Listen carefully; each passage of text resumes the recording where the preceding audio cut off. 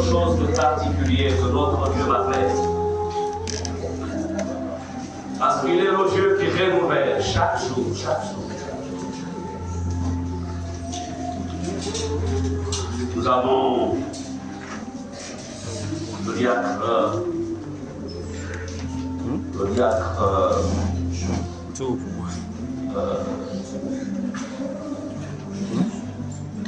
Bernard qui n'est pas venu ce matin, il a eu un véhicule de dernière minute, on dit ça comme ça. Il n'est pas là ce matin, on a aussi l'ancienne Sarah qui a quelques combats avec sa chair. Donc, on va pas se déplacer, mais elle nous suit. C'est bon. Attends. Et je sais qu'il y a certainement qui ont tenté de me joindre, mais qui ne sont pas là, qui n'ont pas. Mais ce qui est important, c'est que de là où ils sont, et aussi nous qui sommes là, tous nous sommes autour de notre roi. Alléluia. Je voudrais ici saluer tous ceux qui nous visitent pour la première fois. Vous avez été invités. Est-ce que vous pouvez nous faire un signe de la main, dire je suis là pour la première fois, je désiré. Voilà, que Dieu te bénisse, ma soeur, Dieu te bénisse. Est-ce qu'on peut acclamer, ma soeur? Bienvenue dans la présence de ton Seigneur. Alléluia, que Dieu te bénisse. Alors, à la fin de toi, là, juste derrière toi, tu as une charmante dame, elle est habillée, je ne sais pas comment on appelle ça, c'est du jaune, c'est du beige, je ne sais pas, c'est quelle couleur. Voilà, peut-être tu donnes un sourire d'angélique là, c'est elle. Donc, à la fin, elle te recevra. Amen. Voilà, que Dieu soit béni. Donc, c'est notre sœur Sandrine. Ok, God is good. Bien, ce matin,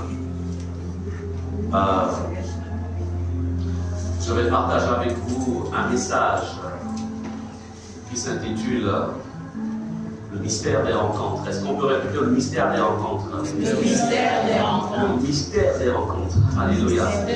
Je voudrais ici, à travers ce passage, à travers ce message, vous amener à être des hommes et des femmes prudents et prudentes. Le mystère des rencontres. Nous allons voir qu'il y a des rencontres qui favorisent en fait un épanouissement, un développement positif. Mais il y a aussi des rencontres qui sont destructrices.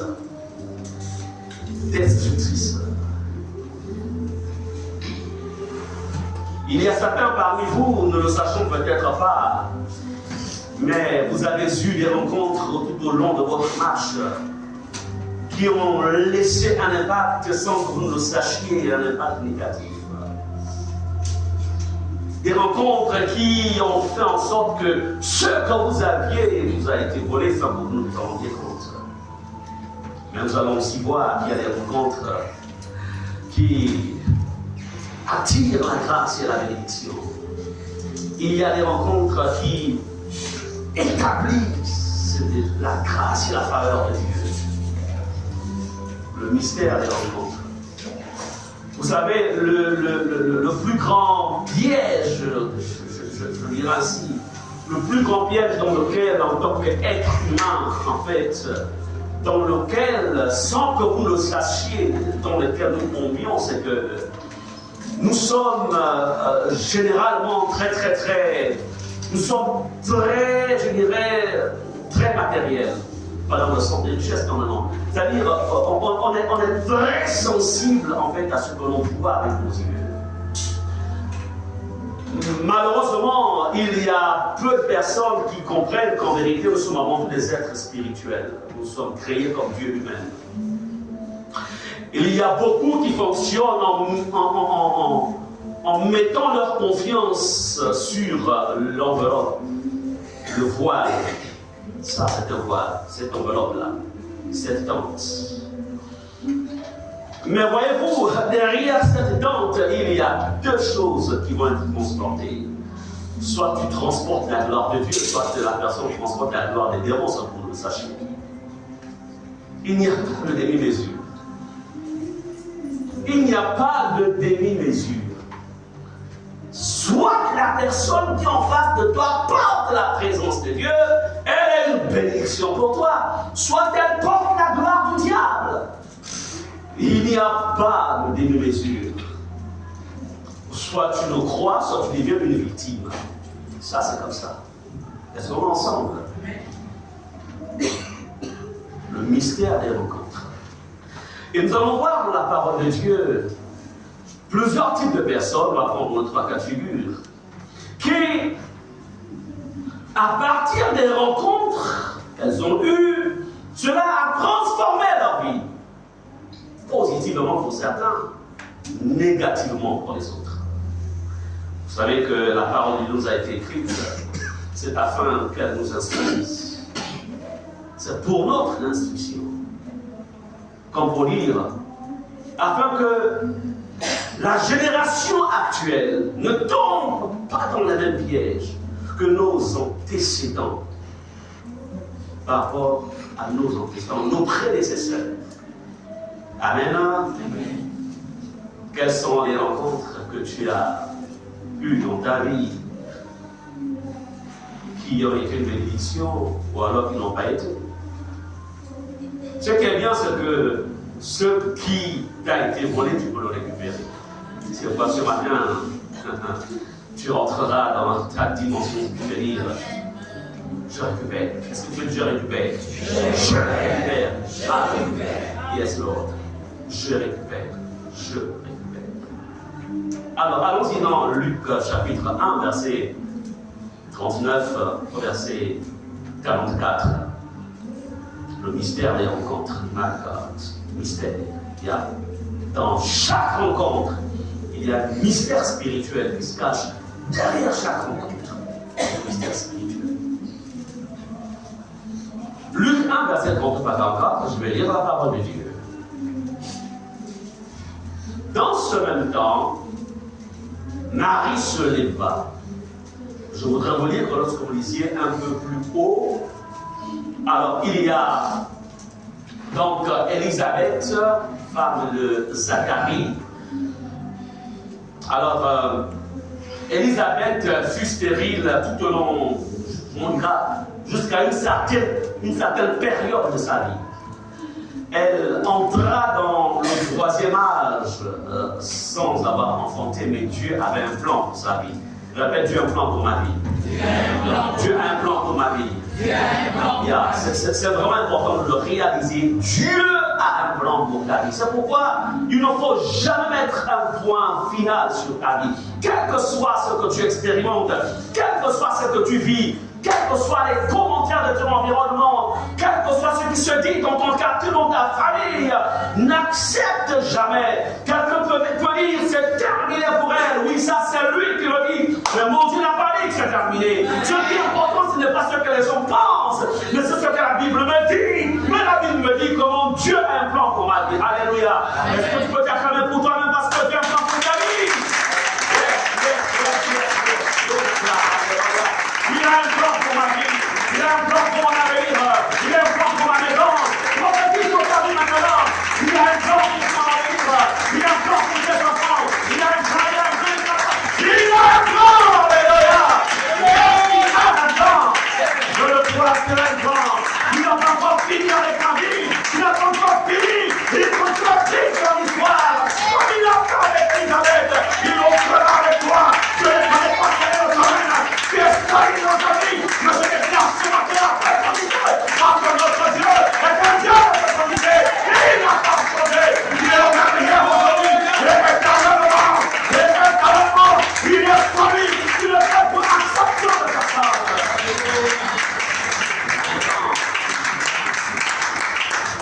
Zacharie était là, priant pour son Dieu. Priant. Disant, Seigneur, fais quelque chose. Fais quelque chose. Alléluia. Ce qui est bien, c'est que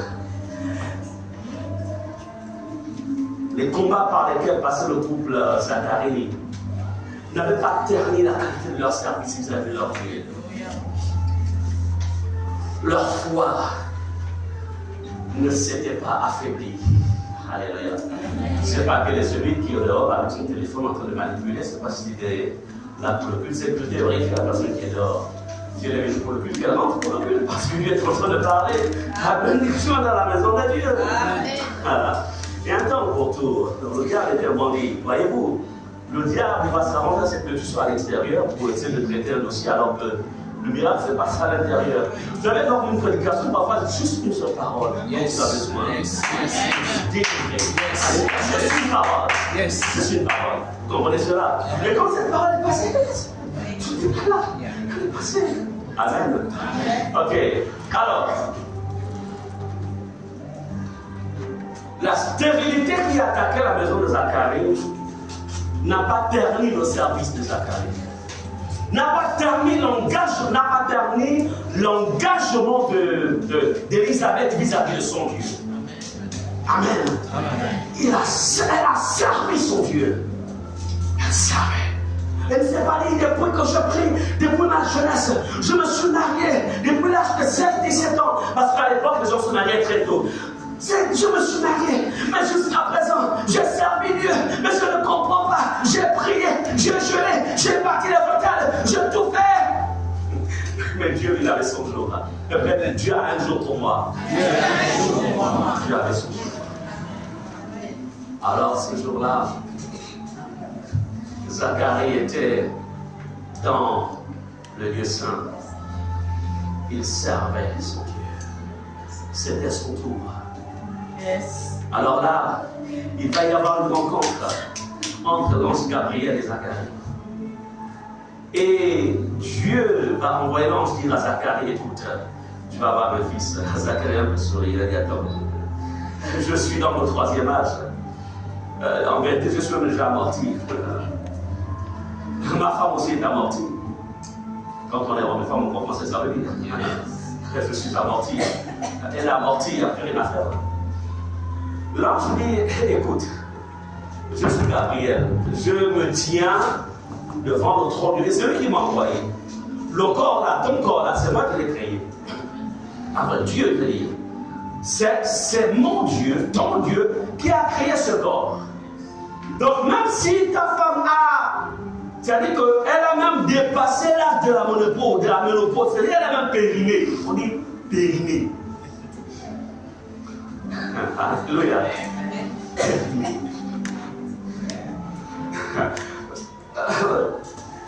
L'ange fait comprendre à Zacharie que la péremption, c'est du domaine des hommes.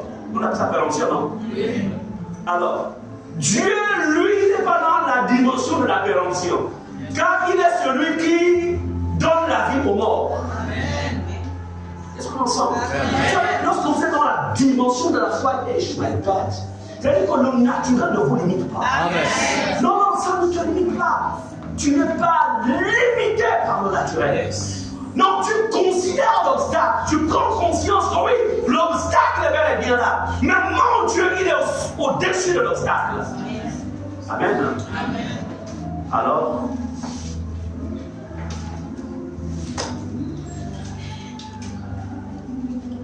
ce jour-là, la prophétie sur la vie d'Élisabeth va s'accomplir. Elle tomba enceinte. Comme la parole de Dieu l'avait dit. Et quelque temps plus tard, c'est Marie, fiancée de Joseph, qui reçoit aussi la visitation de l'ange Gabriel. Retenez que Élisabeth, on va dire la maison d'Élisabeth, venait d'avoir une rencontre divine. On sera ensemble. Et la prophétie de Dieu venait de s'accomplir. Parce que là, Élisabeth, elle a 6 mois de grossesse. Marie aussi vient d'être visitée par l'ange. Et elle posera la question, l'ange, mais moi je ne connais pas d'homme. L'ange dit à Gabriel, laisse l'histoire. Le corps là, c'est Dieu qui a créé. Sans homme, tu vas être en fait conçu. Quand on dit même sans les trompes, tu seras enceinte. S'il y a quelqu'un ici qui est marié, qui a un problème de trompe, je dis au nom de Jésus, même sans les trompes, tu seras en gros, c'est par ton mari. Dieu ne parle pas de copain, tu parles de mari. C'est-à-dire mari. Est-ce qu'on est ensemble? Alors, Marie vient d'avoir une rencontre. Je vous parle des mystères de la rencontre. Marie vient d'avoir une rencontre. Élisabeth vient d'avoir une rencontre divine. Marie aussi une rencontre divine. Est-ce qu'on est ensemble? Alors, verset 39, dans ce même temps, Marie se leva et s'en alla à travers les montagnes, dans une ville de Juda. Elle entra dans la maison de Zacharie et salua Élisabeth. Ce sont des cousines en fait. Alors, Marie, elle est de la descendance d'Aaron et Élisabeth aussi la même chose.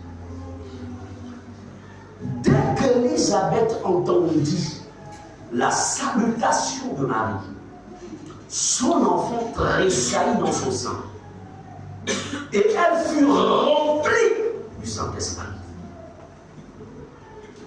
Elle s'écria d'une voix forte: tu es bénie entre les femmes, et le fruit de ton sein est béni.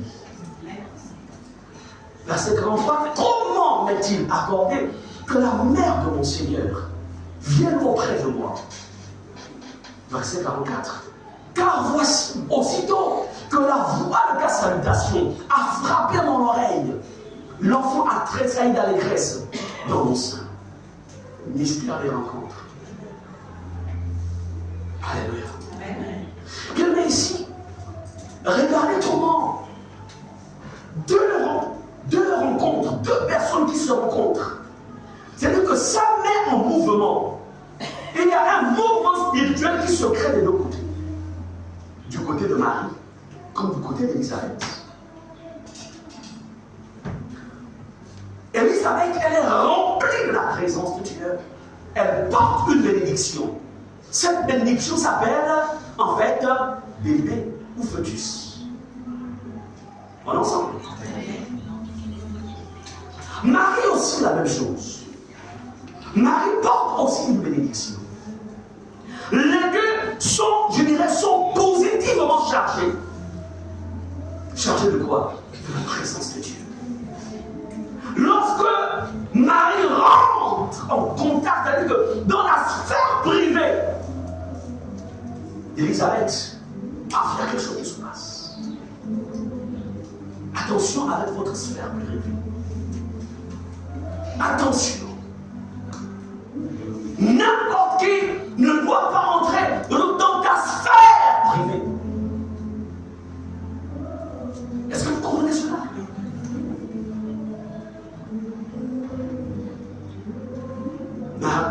Élisabeth admet que Marie entra dans la sphère privée, dans le cercle restreint de sa vie. Et regardez ce qui va se passer. Puisque Marie était positivement chargée de la présence du Saint-Esprit, écoutez ce qu'il avait dit.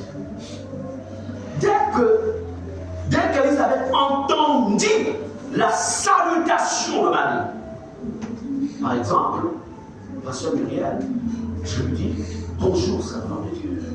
Dès que ses oreilles, c'est-à-dire que, vous savez, l'oreille est une chose, l'ouïe en est une autre. L'ouïe fait partie de la dimension spirituelle de l'être. Amen. Mais pour que ton ouïe soit active, il faut passer par l'oreille. C'est comme la vue. L'œil est une chose, la vue est un sens qui est directement rattaché à ta dimension spirituelle. Ce n'est pas l'œil physique qui est rattaché à la dimension, mais c'est la vue qui est rattachée à ta dimension spirituelle. Donc ici, lorsque Marie salue en fait Élisabeth, la Bible dit son enfant tressaillit. Attendez, quel est le rapport entre dire bonjour et l'enfant qu'elle porta ou qu'elle portait? Quel est le lien? Le lien, c'est qu'en fait, lorsque vous admettez que quelqu'un entre dans votre présence, tout ce qui est en lui, ça va impacter ce qui est en toi. Amen. C'est un principe spirituel. Est-ce que vous comprenez cela? C'est pourquoi, puisque Marie c'était quelqu'un qui avait été visité par le Saint-Esprit, le Saint-Esprit était sur elle. Le Saint-Esprit la couvrait parce qu'elle portait le Messie. Combien de personnes avez-vous rencontré, mais qui ne portaient pas le Saint-Esprit, qui n'étaient pas couvertes du Saint-Esprit, mais qui étaient couvertes d'autres choses? Et lorsque vous êtes entré en contact, vous avez fait juste une simple visitation, une simple rencontre physique. Mais cependant, ça ne se limite pas au monde physique. Remarquez ici que la Bible dit, et elle fut remplie du Saint-Esprit. Juste une rencontre, juste des échanges. La puissance, la force spirituelle qui était en Marie va charger positivement Élisabeth au point où elle fut remplie du Saint-Esprit. La Bible ne dit pas qu'Élisabeth a jeûné pour être remplie du Saint-Esprit. La Bible ne dit pas qu'Élisabeth a prié pour être remplie du Saint-Esprit. Mais ce fut juste un contact. Le mystère des rencontres. Est-ce que vous comprenez cela? Est-ce qu'on va acclamer le Seigneur? Amen.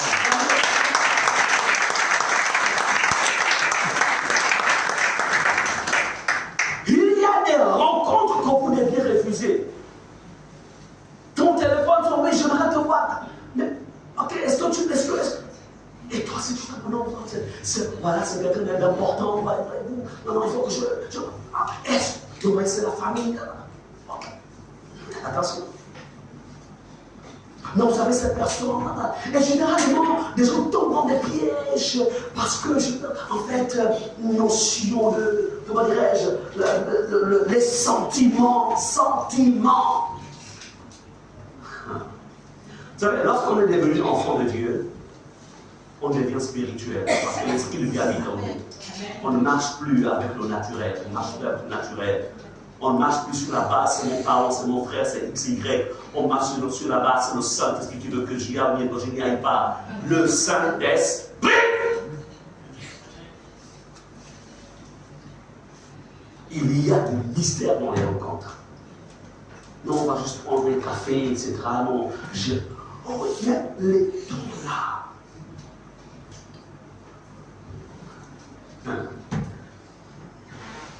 Je peux vous donner un conseil. Apprenez à voir avec des gens, quelqu'un que vous ne connaissez pas.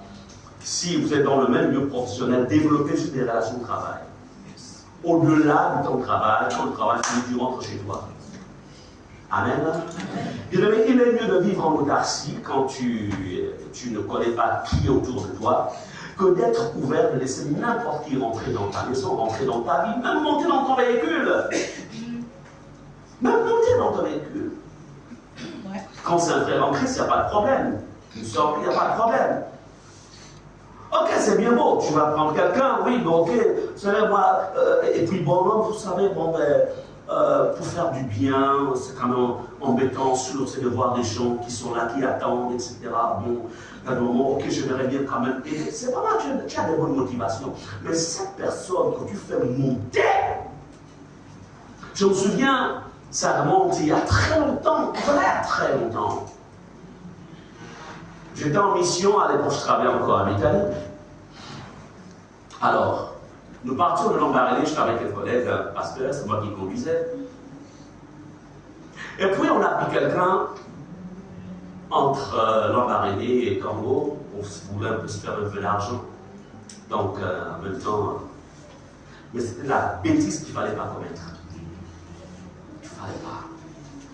Je connaissais qui était mon collègue. Il était pasteur. Moi aussi, j'étais pas. Moi aussi, pasteur.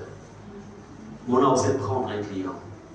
À l'époque, c'était combien? 5 ou 7 000 francs. Donc, pour 7 000 francs, on a exposé nos vies pour 7 000 francs. Mais laissez-moi vous dire qu'on n'est pas arrivé à l'école.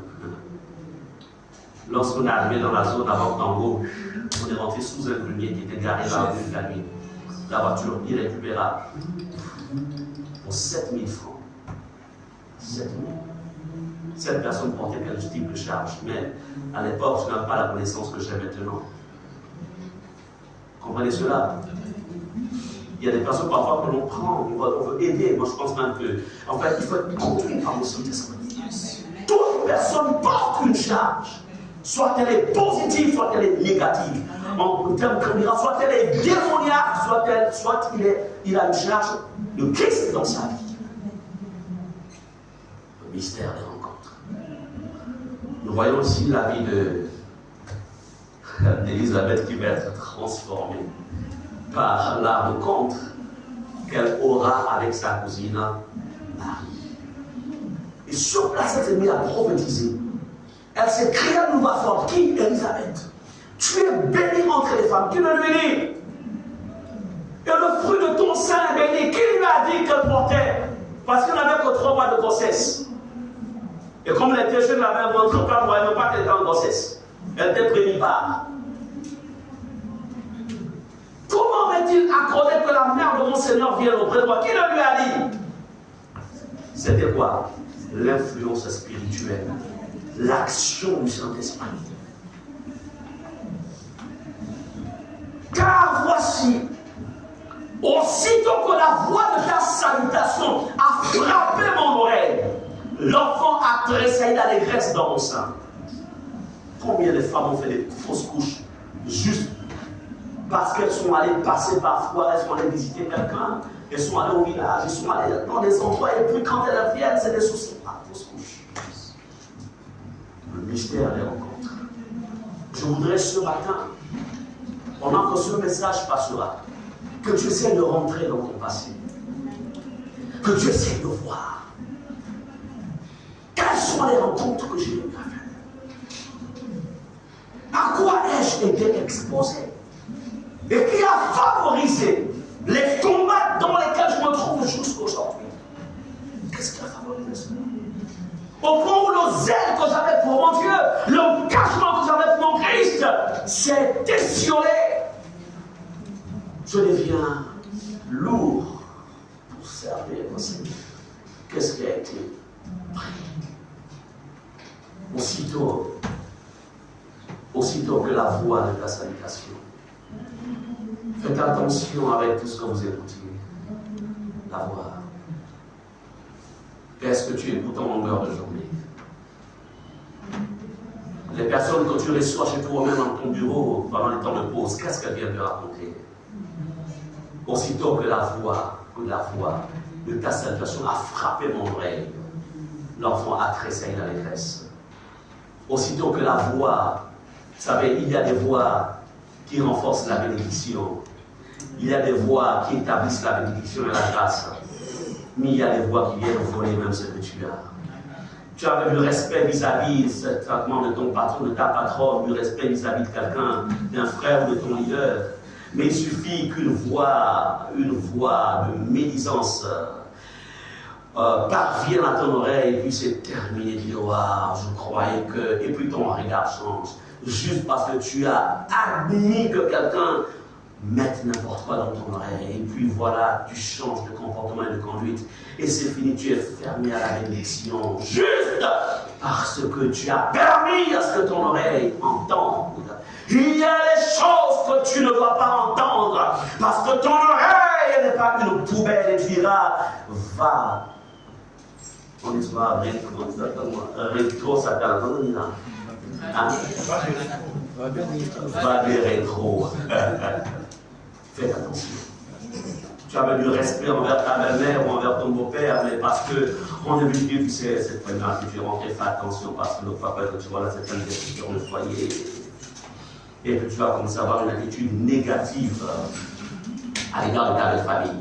Parce que tout simplement, il y a quelqu'un qui est venu raconter n'importe quoi, et tu as ouvert tes oreilles. Ce que Dieu ne t'a pas révélé, ne l'accepte pas. Amen. Est-ce que vous comprenez cela? Lorsqu'on est enfant de Dieu, cessez d'être, ne fonctionnez pas avec on m'a dit. Fonctionnez avec ce que le Saint-Esprit te dit. Alléluia. Et le Saint-Esprit, ce qu'il te dit, doit être confirmé par la Bible. Parce qu'il y a beaucoup de personnes qui disent que le Saint-Esprit m'a dit, alors qu'en vérité, ce sont leurs propres pensées aussi. Si ce que Dieu te dit n'est pas confirmé par la parole, comprends que c'est un esprit de séduction qui vient te parler.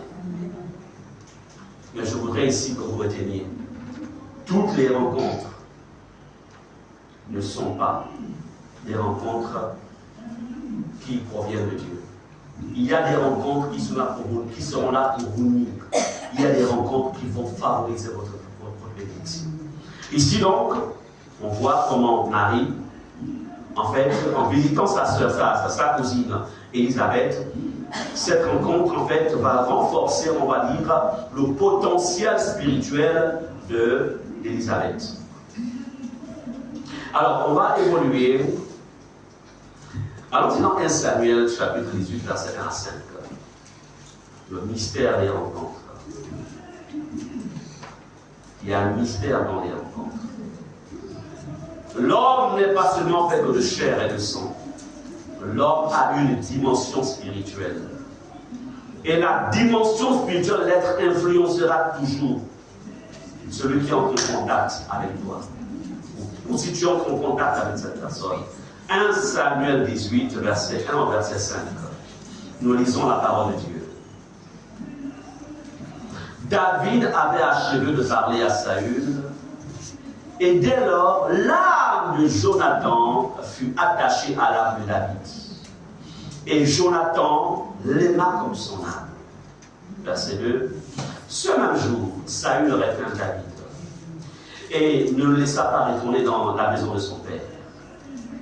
Verset 3. Jonathan fit alliance avec David parce qu'il l'aimait comme son âme. Il ôta le manteau qu'il portait pour le donner à David. Et il lui donna ses vêtements, même son épée, son arc et sa ceinture. Verset 5. David allait et réussissait partout où l'envoyait Saül.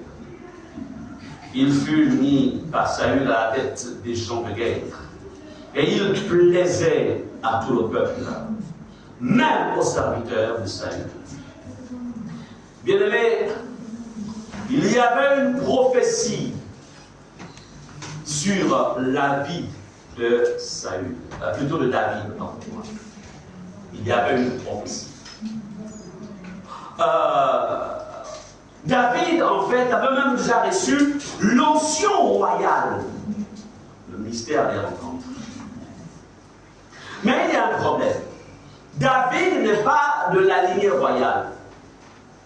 À l'époque, pour être roi, et même pas forcément à l'époque, jusqu'à maintenant, pour être roi, il faut provenir de la lignée royale.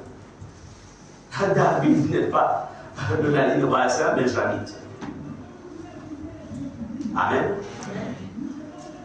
Alors, mais Dieu va favoriser. En fait, il va y avoir une rencontre qui va favoriser le transfert des attributs royaux de la maison de Saül pour que ça se retrouve sur David. Des rencontres.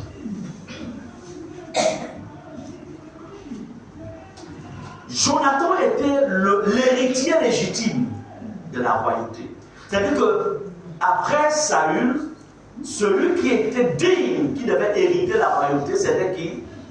C'était Jonathan. Mais il y a un problème. Le problème, c'est qu'en fait, Dieu a tourné le dos à la maison de Saül. Donc, dans les sphères spirituelles, Dieu a déjà mis une croix sur la lignée, déjà sur lui-même, Saül, et sur sa lignée. Maintenant, dans le plan, en fait, il faut des actes qui vont avoir un impact spirituel. Faites attention avec les actes. Faites attention avec les actes que les gens posent sur vous ou en votre faveur. Il y a des actes. Déjà, tout acte porte un esprit. Répétez, tout acte. Tout acte porte un esprit. Il y a un esprit derrière tout acte. Alors, regardez ce qui va se passer. Dieu va favoriser la rencontre entre l'héritier du trône, Jonathan, et David, qui n'est pas de la lignée royale, mais qui était déjà le choix de Dieu, avait déjà l'onction royale. Il a l'onction, mais sans faire partie de la lignée. Maintenant, il faut un transfert. Alors, Dieu va permettre à ce que David se retrouve dans la maison du roi.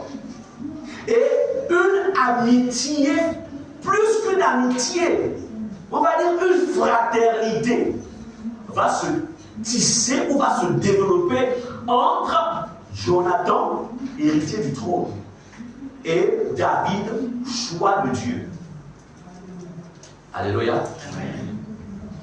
La Bible nous dit, Jonathan, verset 3, fit alliance avec David, c'est-à-dire, ils ont commencé à échanger, parce que l'alliance se fait sur la base des mots et des paroles. Parce qu'il l'aimait comme son âme. Jonathan a trouvé en David un frère. Il ne s'arrête pas là. Il prend son manteau. Jonathan était un prince. Il prend son manteau de prince. Il le retire. C'est-à-dire que dans la dimension spirituelle, il est en train de transférer ses attributs royaux. Dans la dimension spirituelle, en fait, il est en train de se soustraire du rang de prince. Et il le transfère sur qui? Sur David. Il prend son manteau, il dépose. Il prend ses vêtements, il dépose sur David. Il prend son épée, symbole aussi d'autorité. Il remet cela. Son arc, sa ceinture. C'est-à-dire que tout ce qui était princier, il l'a remis à qui? À David. Quels sont les éléments que tu as eu à recevoir de quelqu'un ou de quelqu'une? Pour toi, c'est juste un habit. C'est juste une paire de chaussures. C'est juste un foulard. Mais, connaissais-tu la portée spirituelle qui était rattachée à ce don? Connaissais-tu la portée? Amen. Amen. Jonathan ne savait pas. Dans nos faisans, il était en train de se dépouiller de tous ses attributs. David venait de recevoir, c'est-à-dire qu'au-delà de l'onction, il venait, spirituellement parlant, de rentrer dans la lignée royale. Parce qu'il n'y a qu'un prince qui peut hériter d'une royauté. Est-ce qu'on ensemble? Le mystère des rencontres. Donc la rencontre entre Jonathan et David, ça a ouvert la porte de la royauté à David. Mystère des rencontres. Il y a des rencontres qui élèvent. Il y a des rencontres aussi qui rabaissent. Faites attention. Voici les vacances. Peut-être même que certains vous avez déjà envoyé vos enfants. Allez passer la grâce pour dire bon, vous m'avez cassé la tête tous les 9 mois. Allez-y un peu. C'est dans quelle maison? C'est chez qui? Non, mais c'est un cousin, on a grandi ensemble du même village, etc. C'est quelqu'un de bien. Ok, ça c'est plus ou moins. Connais-tu? As-tu sa carte d'identité spirituelle?